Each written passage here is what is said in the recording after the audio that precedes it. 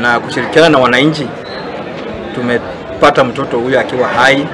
Tumemkimbiza kwa hospitali apate matibabu. Mtoto huyo inasemekana ni wa miezi 7.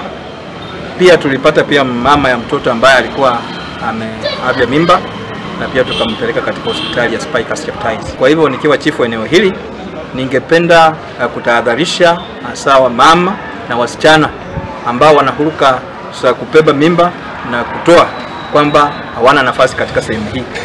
Ni kiza ambacho cha kustaajabisha, na mimi nikiwa chifu nataka nishitumu kwa njia kuu sana kwamba hatutakubali hali kama hiyo. Sisi kama viongozi hapa Cheskaki, sisi hatutakubali hiyo tabia ambayo inafanyika hapa eneo la Cheskaki.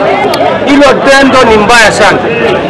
Wananchi wameshirikiana na serikali yetu hapa ya Cheskaki, wametoa mtoto kwenye choo. Huyo mtoto ni mzima. Huyu mtoto kweli hakustahili kukufa. Leo ni Jumapili. Huyu mtoto wetu wakimlea vizuri atakuwa president. Amekuwa mtoto mwenye amelia tangu saa 1 ya asubuhi na mpaka saa hii bado ako hai ndani ya choo, kuonyesha kuwa yeye uzima wake Mungu anauhifadhi.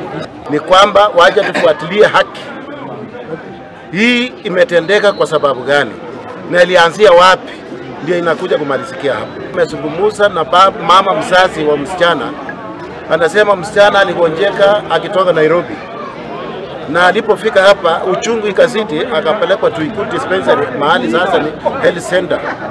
Amelazwa kwa siku 3, na kulazwa kwa siku 3 hiyo ndio amekuwa discharged jana. Wakati wamefika nyumbani, kufika hapa machungu yakaendelea tena, ndio akaletwa hapa for first aid. Na tukitingana na ripoti hiyo iko kihuritwo ni kiha